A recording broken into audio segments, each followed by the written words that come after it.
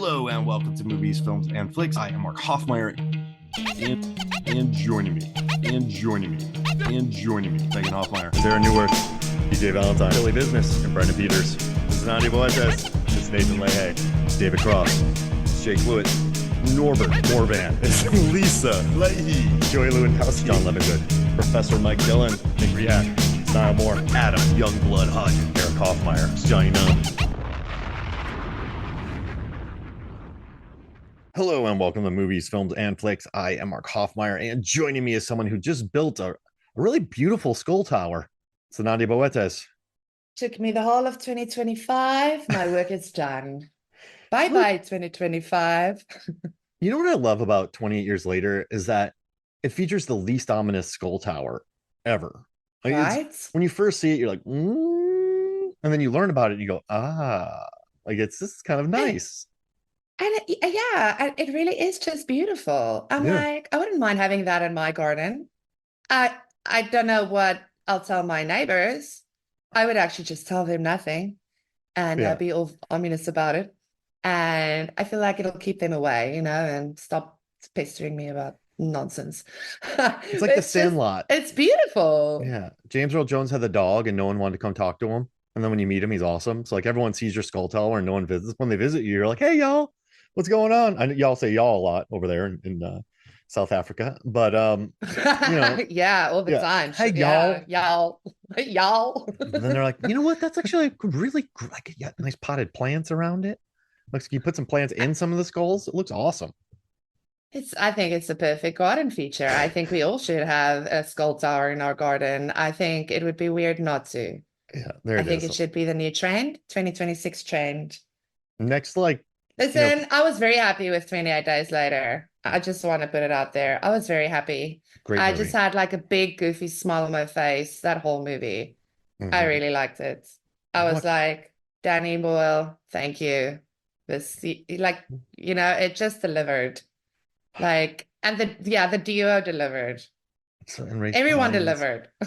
Just, it's such a good movie. I love the way they filmed it. Those alphas just slanging it around. Right? Murdering people.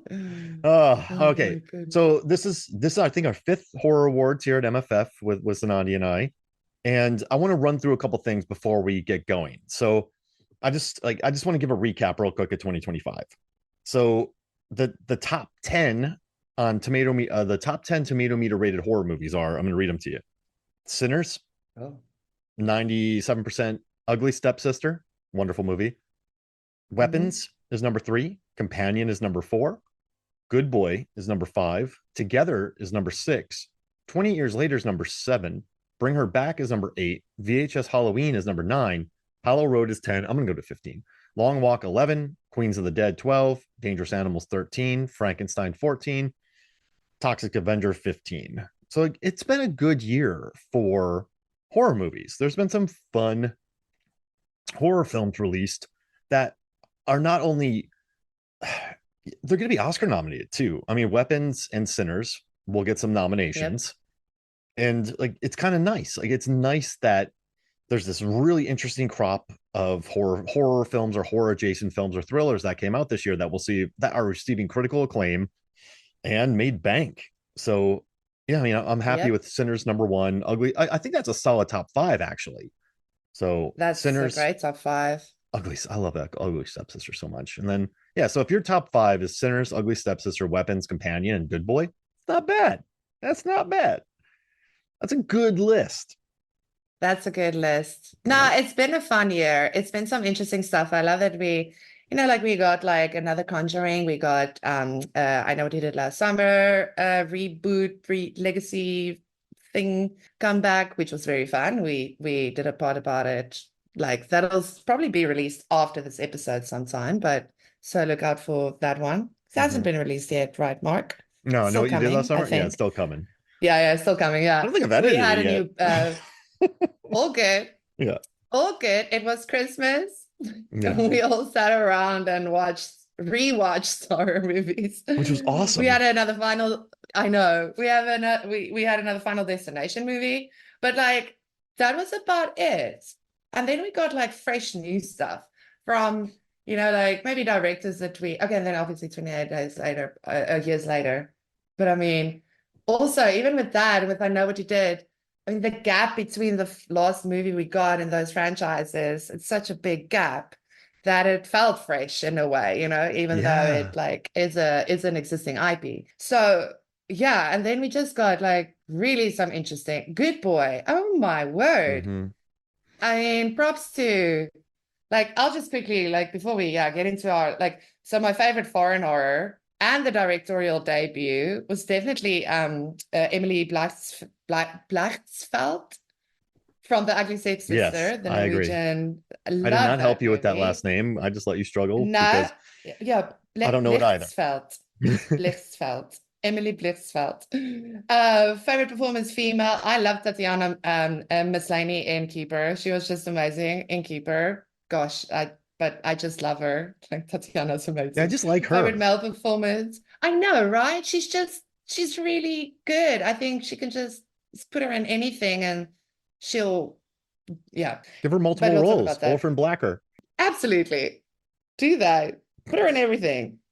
Put her, yeah, in something with Indy the dog, because Indy the dog and Good He's Boy. such a good boy. Favorite male performance for me was Miles Teller in The Gorge. I'm a big fan of The Gorge. I've watched that now multiple times. That's a movie I can watch over and over again. I really dig it. I like adult And Teller. then He's reached adult. He's like a yeah, grown man Teller in that one, and right? he's really good in Eternity too. He He's like a grumpy man in that one.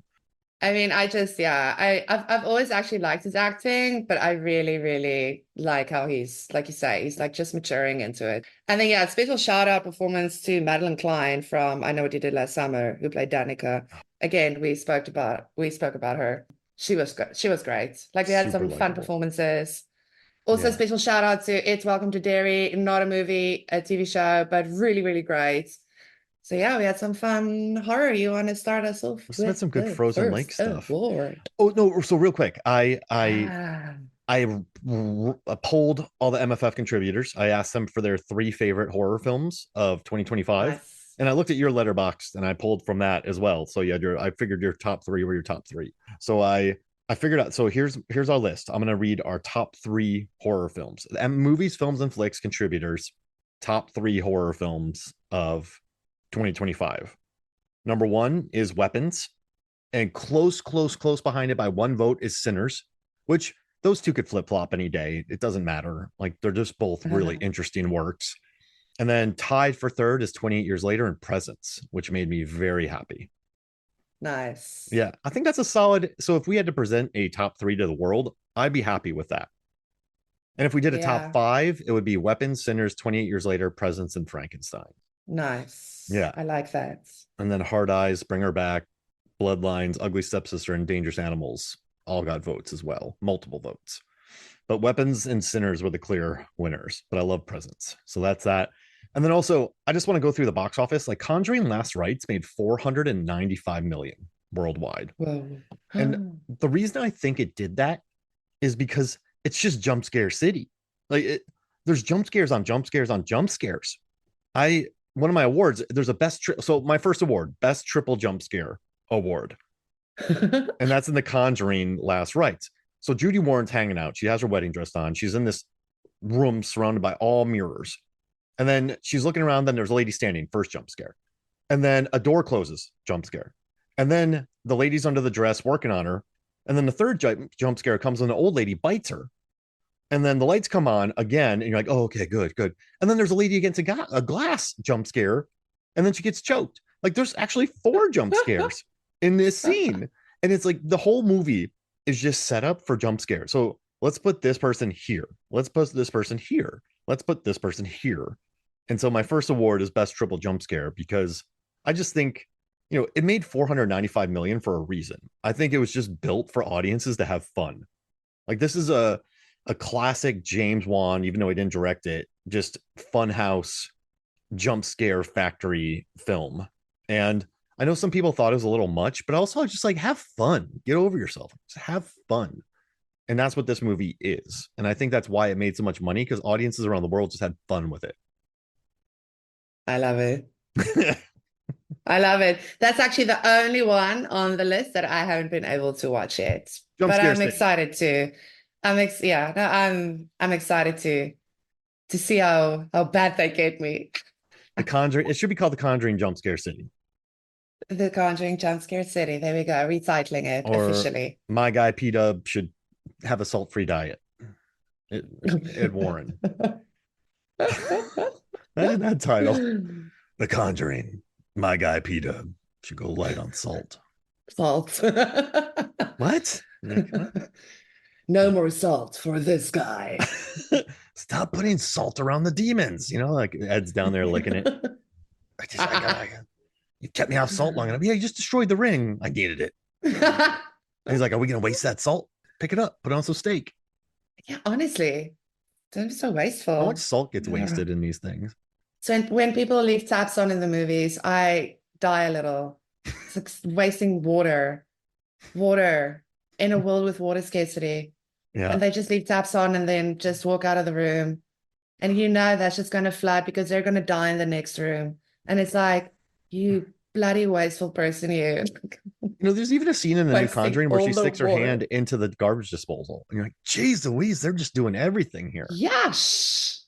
So yeah, that's my That's first always award, the fun. best triple jump scare from the Conjuring Last Rites.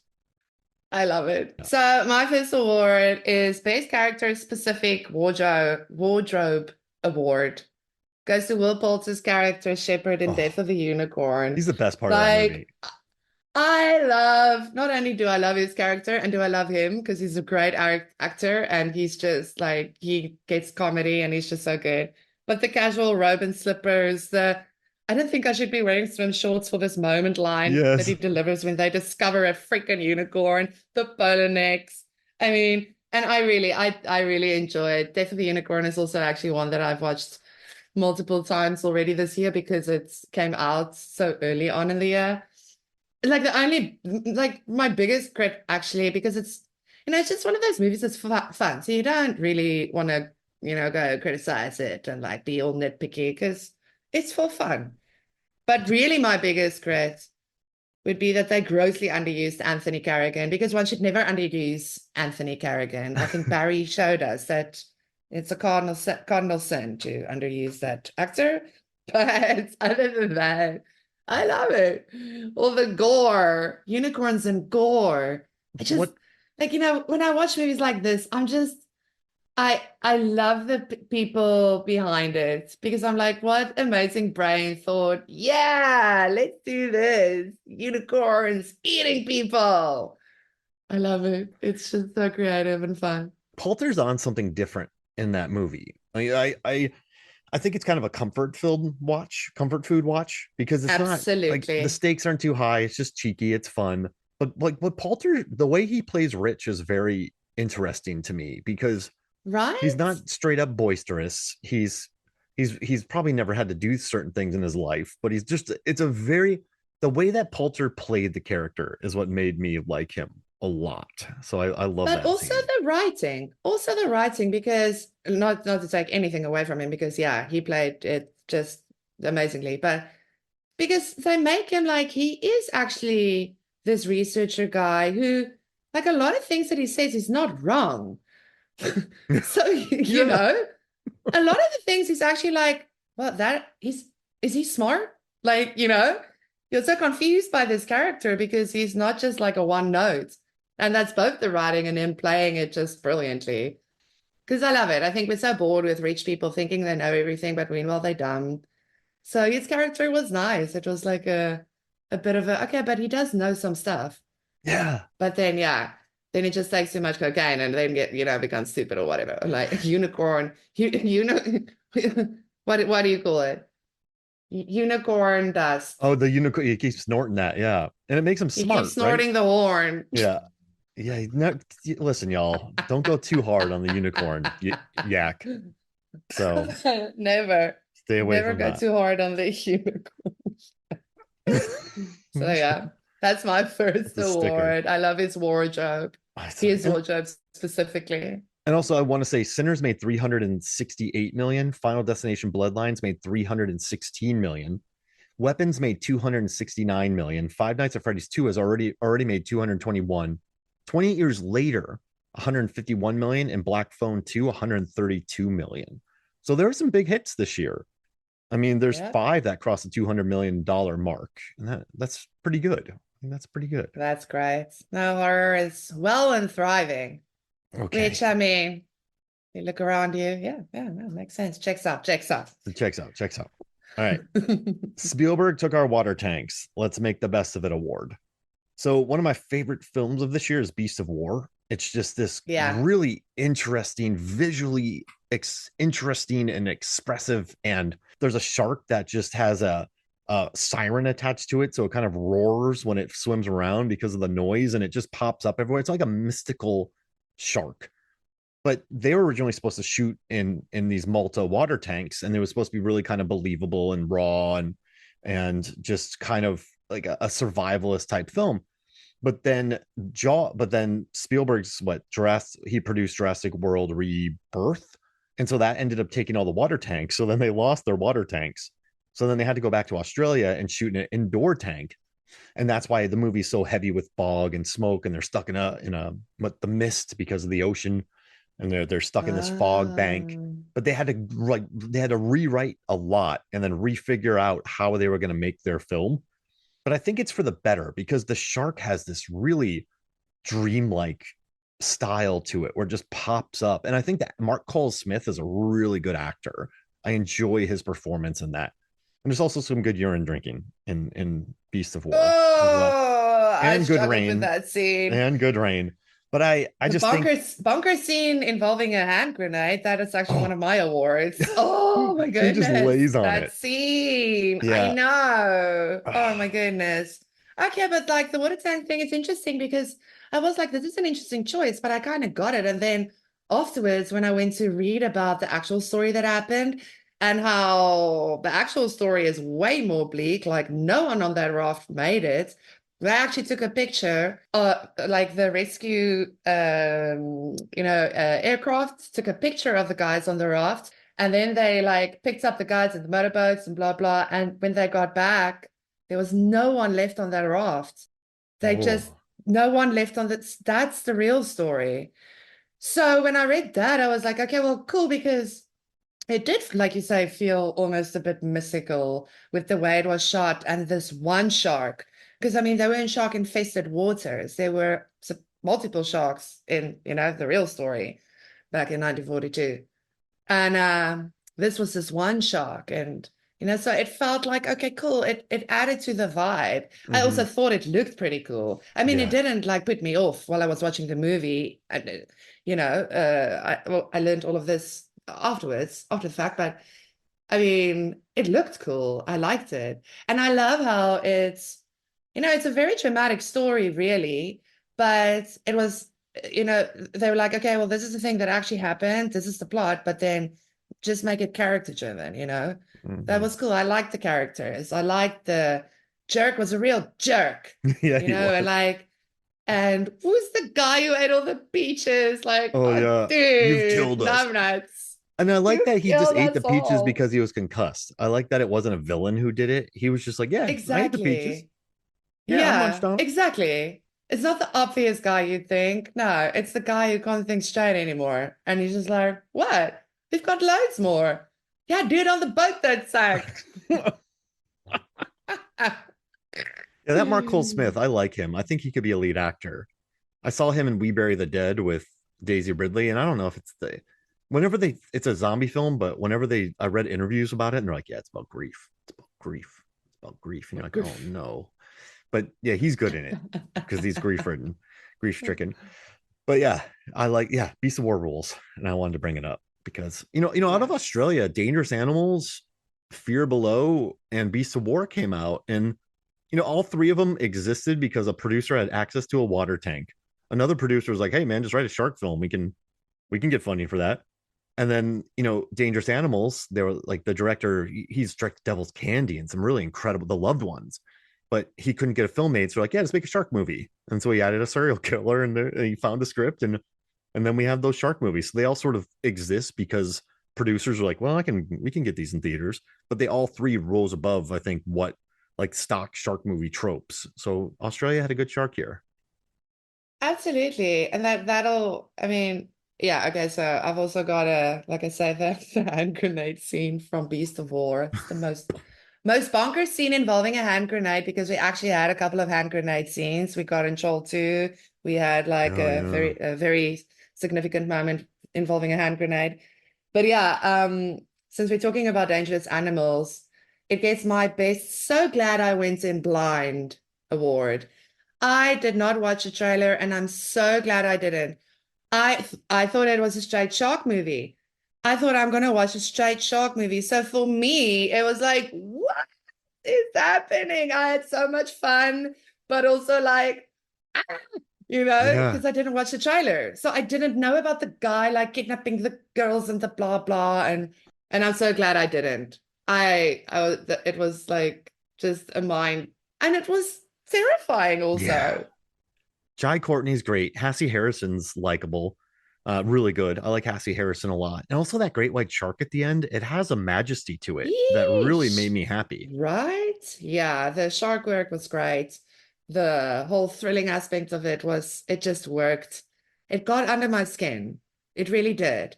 I also felt like I was on that boat. Like even just thinking about it now, the blood and the sweat and the stink of it all, like I can almost smell it. I thought it was really well done. So yeah, kudos to Australia. Some great horror films this year. Like, Bringing it. yeah. Yep. Good Okay. job, mates. Sorry, that was my Japanese accent. I'm so terrible with accents. Everything I do ends up kind of just me going, yeah, like, that's good. Okay. I had a award, but at doing some research, I switched it up. So I have best android who is dressed like a French new wave actress. And that is Sophie Thatcher's character from Companion. And so I was Nice. going to give the best villain award to Josh, played by Jack Quaid, because he's so casually cruel in it. And I think the acting choices made were very, I keep saying very interesting, but I think they were smart. He never has an outright evil moment. He has some very whiny moments, but there's that scene where he's like, "This is a lot for you to process," and he laughs to himself, and he treats Sophie Thatcher's character with such little regard. And I was reading the audience, and Quaid said, "He's like, what do you?" He's like, because he's the antagonist of the movie, but he thinks of himself as the hero. It was nice having a compelling motivation. I'm so happy I got to play him, even if he's one of the worst human beings I've ever played. And then he goes, and I played a serial killer. And Josh is just the worst. He's just a mediocre film buff who likes French New Wave movies and was probably taken by what Gene Seberg and loved Breathless. So he just had Sophie Thatcher's character dressed like a French New Wave actress. Her outfits are all from that era because he's just Mm. a like a kind of he said that like his parents never said he loved him. He had an entire backstory. But I just thought that was interesting. I never really pieced that together. But she's dressed like that because he's like a film snob, and Yeah. he has Sophie Thatcher wearing that. And also, I love her German speaking scene. I love that moment where I don't know, her physicality and the way her voice changes. I think it's a really well calibrated performance by Sophie Thatcher. But I had to do best new wave outfitting on an android in 2025. So that's my award for No, I companion. dig it. I dig it. Most awkward proposal goes to Together. Oh, what a The bozo. most awkward proposal. Oh my goodness. Like I struggle, even though I know it's coming every time I watch it. I'm like, actually just want to fast forward through it. It's You just want so cringy and terrible. And yeah, it's like since we are talking about like the guys just not stepping up and like, like being wimps and all. you just want to headlock Like, Franco. right? Just Like, buddy, bro, sit him down. Like maybe, give him a slap or two. Like, wake up. just look at dude, Dude, dude, dude, dude, dude. Yeah, I get it. dude. You know? You know, just two become Oh, one. But yeah, it's just yeah, yeah. When he doesn't say anything, you're just you really do want to headlock the guy. it's just so terrible. And you feel for her. I mean, she's just this radiant, like, Yeah, being. And I awesome. mean, Yeah. Alison Brie can also just play that so well. Like, she's just a ray of sunshine. And So yeah, she totally like her character is just like, go get her, and then he's like, ah. I don't know. I might want to join a band, you know. Oh, dude. But I enjoyed Together. Yeah, yeah, What a it's a good movie. fun. Yeah, I really like it. And I mean, technically a cult movie, Mark, that we like. Oh Nice. yeah. And there's Technically, I was like, should I give it the most awkward proposal, or should I be like favorite cult movie in the last I don't know how many years? Like man, one because I yeah, actually liked. chill cult, good water drinking, fun music, Mm-hmm. and Brie. I don't Mm-hmm. know. I like I always enjoyed Allison Brie in Community as well, but maybe like tell her I'm Yeah, enjoying like adult Brie. She was always an adult, but you know what I mean.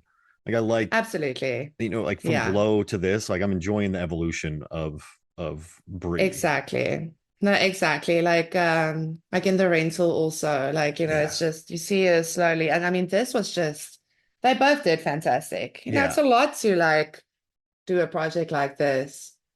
And I was very, very happy with what I got. Like I didn't feel like it was, they didn't oversell it or anything. It worked. And yeah, a nice little commentary on relationships and marriage and all of that. I liked it.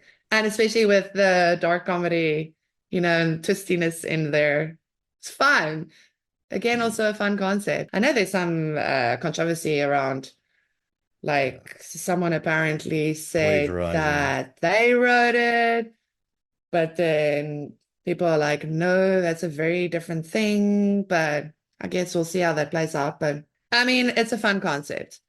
Like, also not like the most original ever. Like it's relationships and marriage and fear of commitment and codependency and things that have existed since forever. And like played by a real Yeah, couple, you can feel their chemistry, which is nice, and then they would go for it, which is cool. exactly. And And at then least they have chemistry. I'm like, I wonder yeah, if they started in the beginning and like, babe, shit, I know we said yes to this, but what if you do it? And people are like, they have no chemistry. you know? they're so good together, and they're way better. Like they have more chemistry than like I watched that Bone Lake movie, a movie that's supposed to be like the sexiest movie of the year, and it's probably the least. And they don't go for it at all, so it's kind of insulted with all the marketing. Like this is Bone Lake, and then it's just not Bone Lake. But I think, yeah, the chemistry here is way better than in Bone Lake. Just putting it out Bone there. Lake. I haven't even heard of Bone Lake, but now I want to watch Bone Yeah, Lake it has just Maddie to be Hasson disappointed in and Bone Lake. yeah, because like you should see the like, listen, you know me, I don't really get pulled in by marketing, but the entire like it's called Bone Lake. You should go for it, and it doesn't go for it. I think they Oh, just the right. beginning. Yeah. It's there's some stuff in there in the beginning, but that feels like almost an afterthought, and then the rest of the movie, you're like, this isn't Bone Lake. Mm. This is more like not Do Bone people Lake. still blame studios for interfering? I mean, Shall we blame the studio? yeah, let's blame the studio. Let's blame Do the people studio. still do I don't know. that? Yes, they wrecked the village. Yeah, I Hey, can't the remember village the last was, I think, time we the third or blamed. fourth most listened to MFF episode of 2025. Nice. Yeah, That's amazing. You see, there's a lot of love for the village.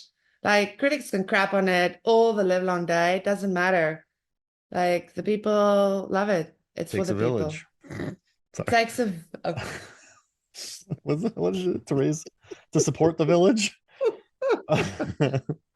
Okay. Well, I'm actually surprised it took us this long for our Yeah, first little wordplay. Okay. we Yeah, did what's it. your next one? Best We swimming did it. pool. And there's a few. There's the empty swimming pool from Bring Her Back. Chainsaw Man's not really an horror film, but it does feature demons and a chainsaw guy and a lot of blood and murder and serial killers and gore. And there's a good swimming pool in that. The Monkey has a good swimming pool. And then the Dead Thing has a good swimming pool. So swimming pool scene, but I don't know. I don't know which one to pick.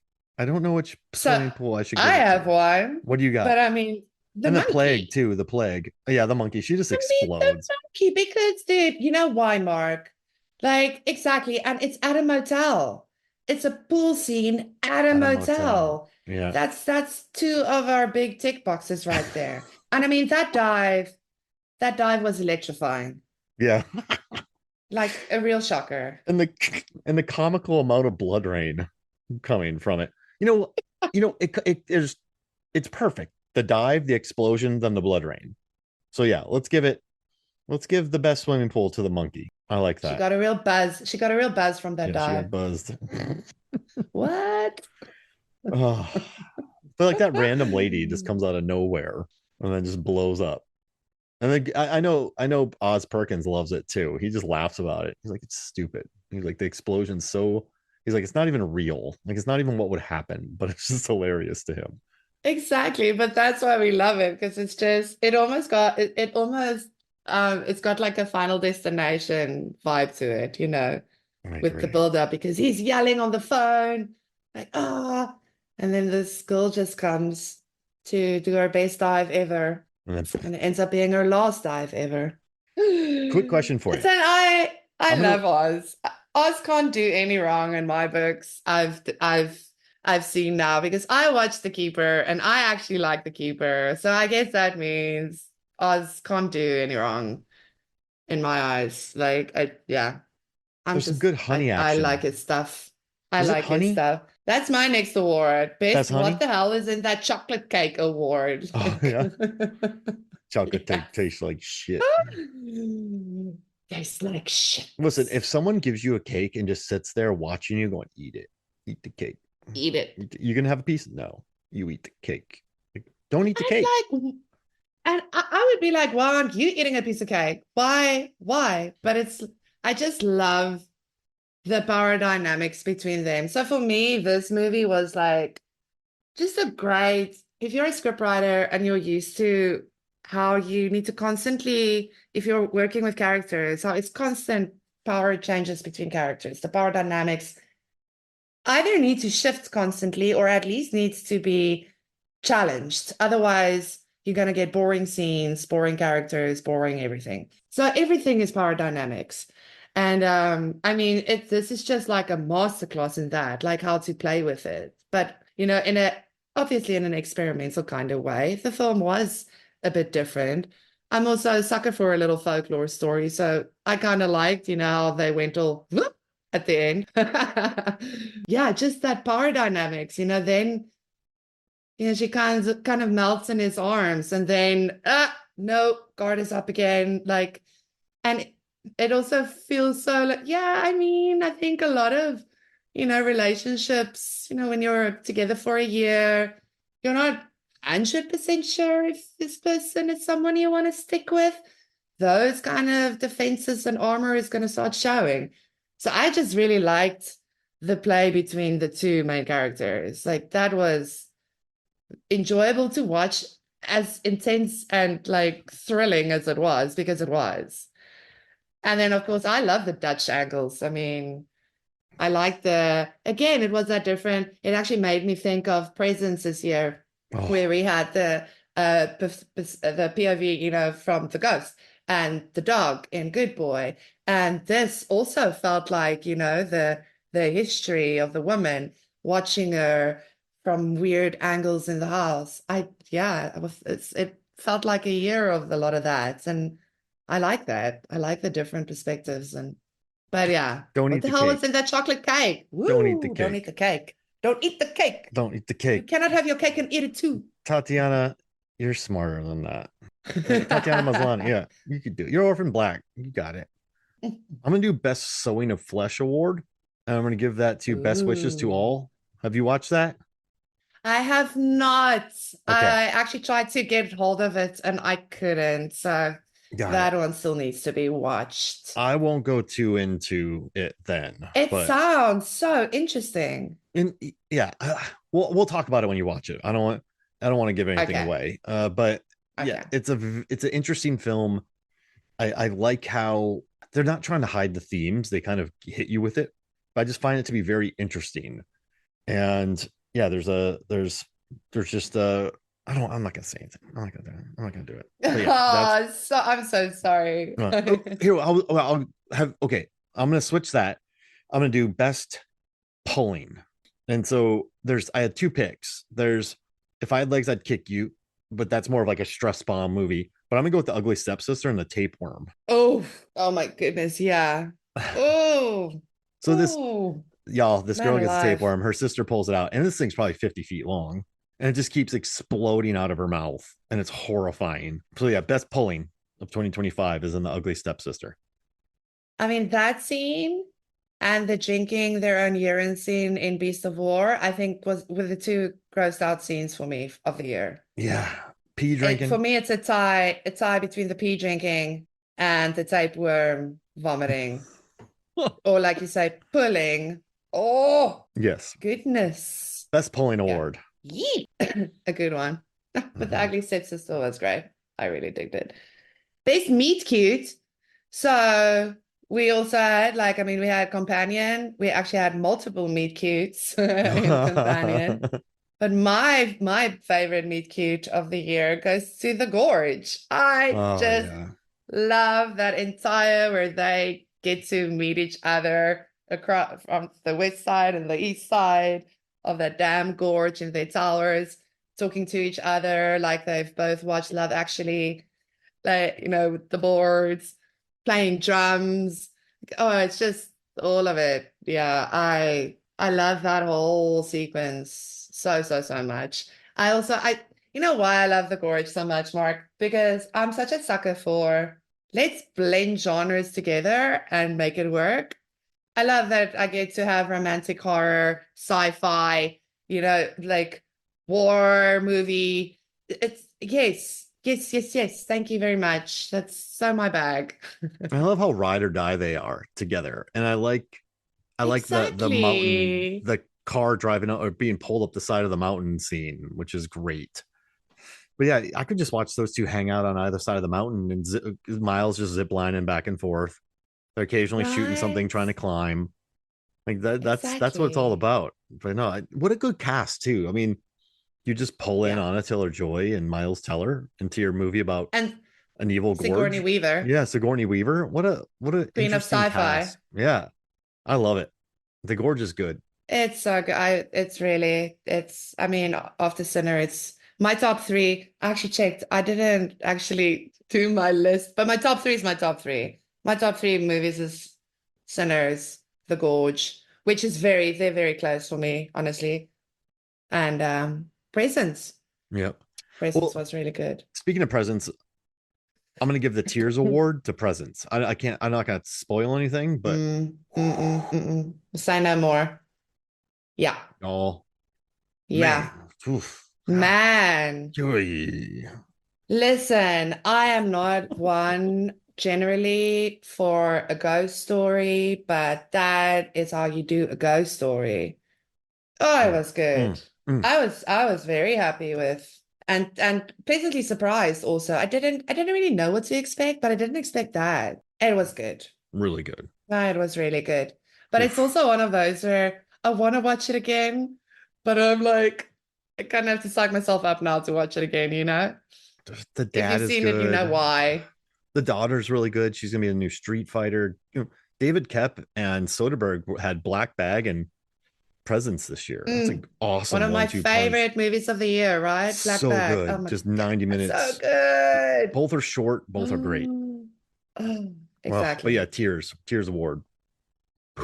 Love it. And I like the That's a good dad. I one. like the best like food ordering award where he's just walking around the house like tacos, burritos, and the kid's just like, uh-huh. Yeah. Uh-huh. Yeah. Lucy Yeah, Liu that's a had a good pretty one. interesting year between Presents and Rosemead. Rosemead's not like it's based on a true story. I watched that. Jeez Louise, that's a bleak Oh film. yeah? Yeah. Yeah, What's the read about it. premise? Oof. So a mom, you can't make this up. So it's based on an article, but Lucy Liu plays a um she's a widowed mother of one, and she also has terminal cancer, but her son has schizophrenia. And the whole movie, that I was reading about the director's whole movie about like he talks about how Asian Americans are the least likely to go to therapy, according to the director and the Yeah. interviews I read, and how it's just about mental health and how it's treated. But so she's dying. She has a schizophrenic son, and woo, does it lead to some stuff? Sure. But it's based Yeah, on a that sounds bleak. if this was just an original film, I don't know if I would have liked it because I was like, geez, like so a mom with a widowed mother who has terminal cancer has a schizophrenic son, Oof. and you're like, you know, Yeah, that's a lot. Yeah, but the That's fact that's a rough. true story makes it more interesting. I think Lucy Liu does some good work in it as well. So Nice. yeah, she had a Nice. I good like year. Lucy Liu. Yeah, that's good. That's good to hear. I'll check out the movie. Mm-hmm. Do it. My next award, Oh, creepiest dancing to a children's song scene in The Rule of Jenny Penn on Lithgow I have with best his laundry little room fight. dance and his little, oh yeah, also a good one. Oh my goodness. What a creepy little movie. I also, can I just say, I love and don't get me wrong, but like, the little movies we got this year, like Hmm. The Monkey and The Rule of Jenny Penn. Like I say little, but you know what I mean when I Yeah, say yeah. little, You're not being reductive. You're just saying these interesting Exactly. films. Yeah. No. Yeah, here's something, like even The Long Walk, I mean, based on a very short story. It's a very short premise, but David it's Johnson it's gives a the best little performance of the movie, year in a horror but film. it's got punch, it's got good punch. And Yeah, road no, poop. also I mean, listen, yeah, like performances, so many good performances this year. Really so many good I said in road poop. I performances. interrupt you by saying road poop. But David Johnson, what a Took me a second to great realize actor. what you said. No, but Rule of Jenny But Penn. yeah. This is what happens when you get Jeffrey Rush and Don Lithgow. Great Oh, actors. so creepy. I mean, Mhm. John Lithgow, the first time he creeped me out was in Dexter Next, oh my gosh, because Trinity. he played one of the best villains in Dexter, like probably the best villain in The Dexter. best.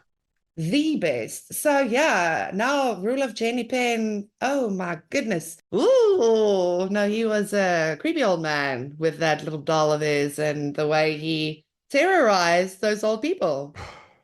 And he uses height well. I think Trinity, they used his size well. This movie, Lithgow's a big guy. He's 6 foot plus and just big. And I think they Yep, used his physicality well too. And then you have Jeffrey Rush. I mean, come on. exactly. Oh, Yeah. Yeah, that's good dancing and laundry room fighting. and laundry room fighting, yes. Okay.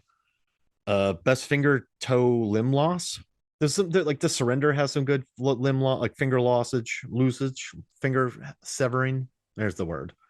Ugly Severing. Stepsister. But Mm. I'm gonna go with the plague. I don't want to give away too much, but the plague is it's a largely it's about this kid at water polo camp, and it's just kind of a little stress bomb of a movie. But yeah, I'm gonna give the best some limb, finger, toe severing award to the plague. Most significant coffee spill goes to Troll 2. The most significant coffee spill in a horror movie this year. Good golly. People died because Yeah, that guy spilled his freaking coffee on the buzzer, all over on the that button. freaking short-circuited that entire board. Listen, can I just say, the security in general in that very top secret lab where they're keeping a mega troll because she just runs up the shaft, la di da di da. Hello, Mr. Troll, sings to it. Nobody seems to see her or anything. Honestly, security is shut. Oh, they're And then the equipment irresponsible. apparently too.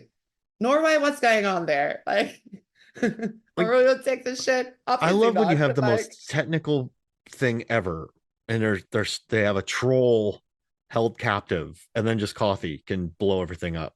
you know, just some coffee on a circuit board that's clearly like there's just like no insulation whatsoever.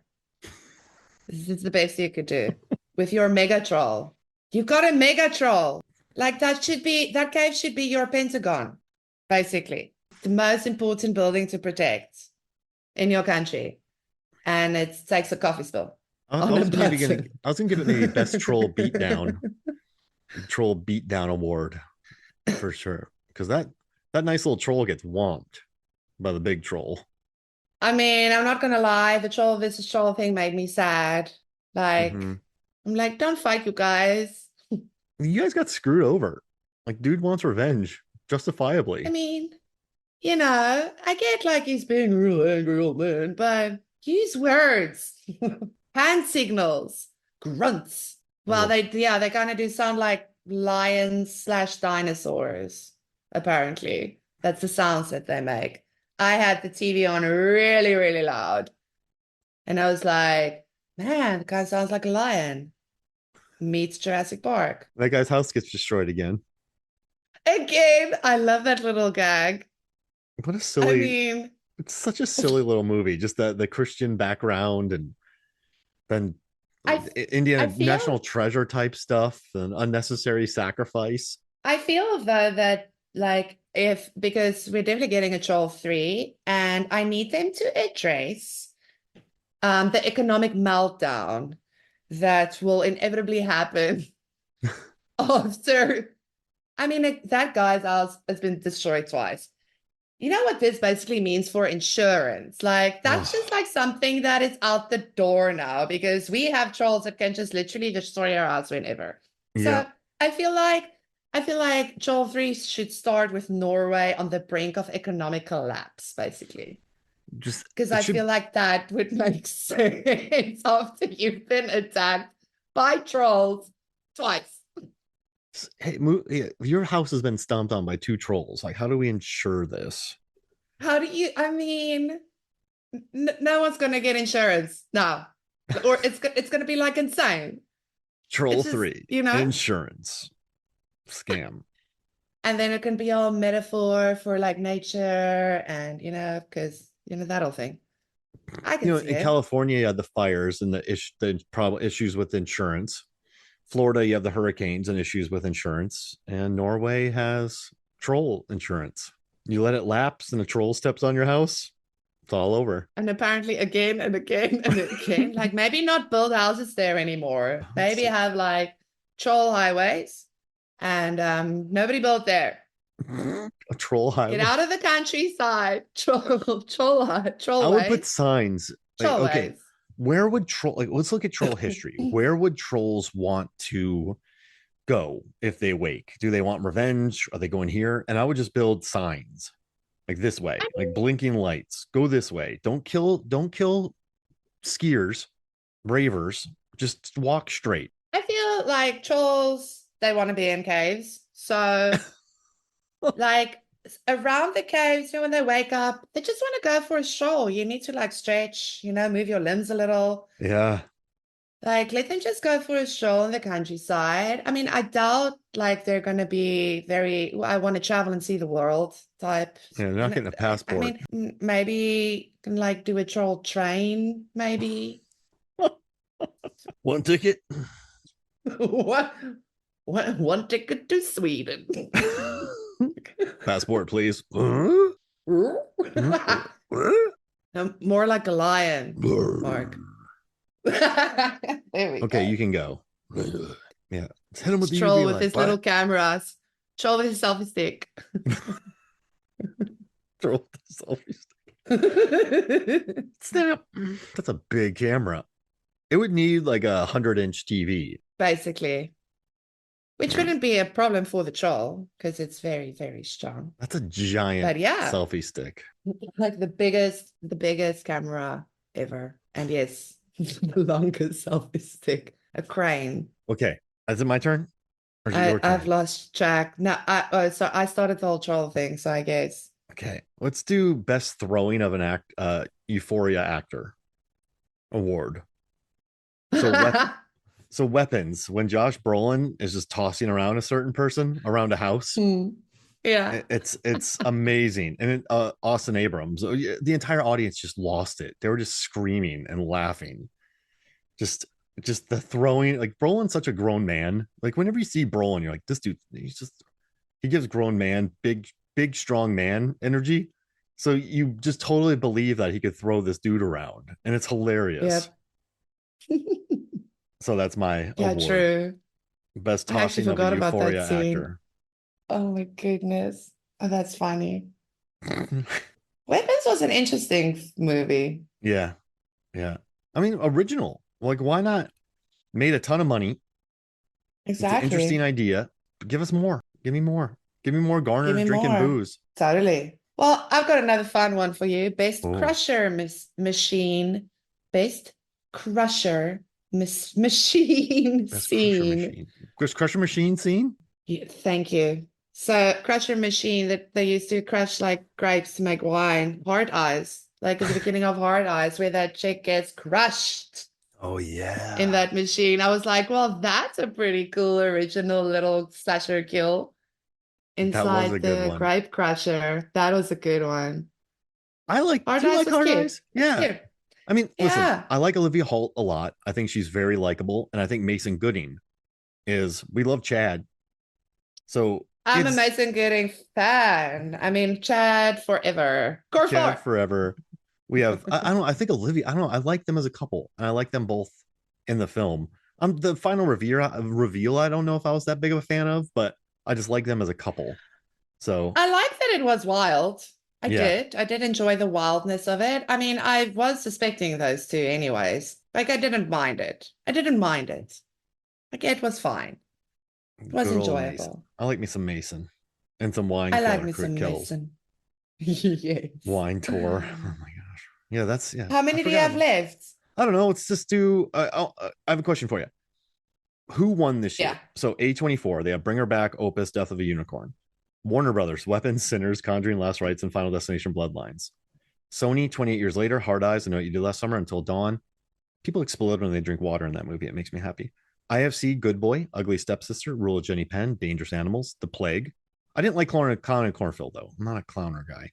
Neon has The Monkey Keeper, Shelby Oaks, Presents, Hell of a Summer, and Together.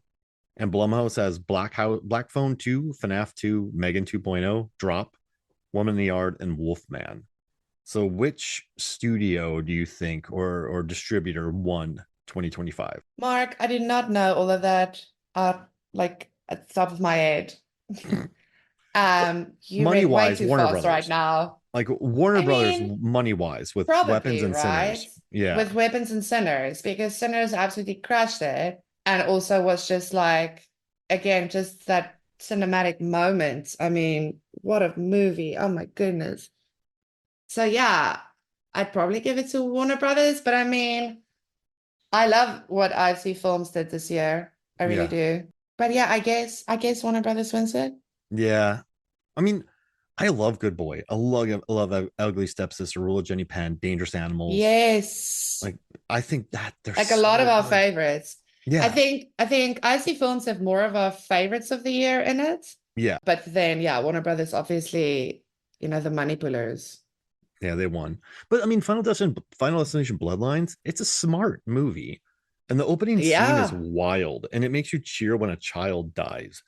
It's the penny work in that movie. Exactly. And They just did that. just the fun it has. John Waters said it was his So second much favorite fun. film of That the year. ending. Oh, I was cheering. Like it was so good. It was so good. And like, what I like about Warner Brothers this year, Weapons and Sinners were original horror films that just made bank and were smart and featured excellent performances and they had big budgets.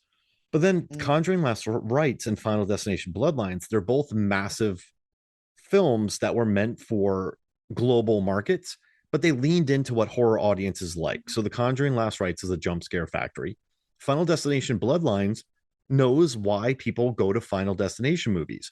Neither one is subversive. Neither one is like, they both like what came before them. They are just fun films that like understand why people go see horror movies. So you have Weapons and Sinners, which can work on multiple levels. Weapons, you can, like you can think about the themes and talk about this and children and all that. And then Sinners, the music industry, and you could, but like either one. But the nice thing about Sinners and Weapons is you can watch them with your lizard brain and not think about any of the themes and just be like, yo, this vampire movie rolls. Or you could think about, the record music and like what happened to the Irish, history, like racial tensions, but like you don't even have to think about that because you can just enjoy the movie. And so Weapons and Sinners you can enjoy on multiple levels, like a Paul Verhoeven film, like RoboCop or Starship Troopers. You can just like them on multiple levels. But then Conjuring Last Rites and Final Destination FD Bloodlines, they're just fun and they get it. And they're not trying to swindle anybody. They're not trying to be subversive. They're not trying to they just know, like I think they respect casual horror fans and they make bank. And not only that, exactly. They respect casual horror fans, but they also get the IP that they were working with. I Know What You Did Last Summer people got the originals, Yeah. and I feel like almost got what didn't work as well the first time around and fixed it this time around. Because, like I said in our pod, actually, like, it felt like they took more from like Scream and just, more jokes and stuff. Danica, our little jokester with the one-liners. Oh my goodness, I Legend. love it. Yeah. Like, I didn't laugh in the first I Know What You Did Last Summer movie. I laughed in this one. The Final Destination Bloodlines movie, I feel it's people who understand, the stuff that they're working with. They get the franchise. They get what these movies are about, and they executed it accordingly. Wait. Just well done, guys. I mean, I think it's really we give like sequels and remakes and reboots and all of that a lot of pressure to, perform, like make it good, make it better. But I mean, it's a tall order. It's hats off to anyone who can actually do it justice. And I think, yeah, with both those this year, I had a lot of fun watching the new I Know What You Did Last Summer twice, and I have a lot of fun watching Final Destination, and I think I'm actually going to rewatch it tonight. Oh, yeah. I need Levin Good and I are finishing our Final Destination series by talking about it, so I need to check it out again. Now, real quick, we're gonna get out of here. The best kitchen fight is in Black Phone 2, by the way. I just want to put that out there. But There we go. I love The Long Walk. I think David Johnson gives the best performance of the year in any horror film. But let's pick 10 horror real quick. Pick 10 horror characters that we would like to see in The Long Walk, like the sequel. Oh my goodness. So, like, I know what you did last summer, right? We want to put Danica. yeah, Danica. So I think Danica would be hilarious in it. Danica would absolutely. So Danica, she would have someone carry her. Like, she would literally convince someone to carry her. I feel like both Miles and Anna from the Gorge, their characters, they would be kick-ass. What about Smoke and Like, Stack from Sinners? yes. Okay. And what about James from would you want, Justine or James from Weapons? So Julia Garner or Austin Abrams as that one guy who is kind of squirrely. I mean, I'm always going to want to see Julia. So, okay. So Julia's character from there. Julia, yes. Julia Garner. Will Poulter's character from Death of the Unicorn. Yes. Oh man, let's see. Oh, she would be a ringer. She was the companion was there. So then we have, let's see. What about Hassie Harrison from Dangerous Animals? She's tough. She's a survivor. Yeah, like her. we can totally do that. I mean, Jai Courtney would be a little too much. So have her. I think we got a pretty good cast here. I like it. Yeah. Oh, and Tatiana Maslany from Keeper, just because she's Tatiana, great. yes. And one of the trolls. I was thinking of her. I was wondering, can we add a troll? Yes. Or would that be cheating? Let's do a troll. I think a troll might walk too fast because, like, they've got like yeah, I mean, yeah, that's one of the trolls. That's a stride advantage right there. And then, I mean, we like Micah Monroe. Like, that movie's not good, but The Hand That Rocks the Cradle. We could put, let's see. That's right. I didn't even think of the stuff that I didn't really. Also, the Tucker and Dale remake, Handsome Guys, the South Korean remake of Tucker and Dale is really good, by the way. I'm just putting that out there. Ah. And then let's put John Lithgow from The Rule of Jenny Penn. And how far he's gonna go, but we'll see. I mean, why not? Right? I think we got a good cast here. We did it. I think that's and put Hard Eyes in there. I like them as well. Yeah, why not? Those two can make it through anything, apparently. And Mark Cole-Smith from Beast of War. I like him. And Alison Brie and Dave Franco at the end, where they are one person from Together. Yes, there. And then the Alpha from 28 Years Later. There we go. Brilliant. Now we just need that movie. I'll watch it. I'll watch the heck out of it. Oh my gosh. All right, Zanandi. Did it. We did Thanks, it. Mark. 2025 wrapped up. This was awesome. Thank you so much for joining me. And look for Zanandi on socials. Listen to all of our episodes. Listen to our old horror episodes. And this was great, Zanandi. Thank you. Thank you for joining me. As always, it's been a pleasure and much fun. And looking forward to 2026 or bring it. Let's do it. All right. So for me, Mark Hoffmeyer, for Zanandi Boetes, this movie Smells of Flicks. We'll see you next week.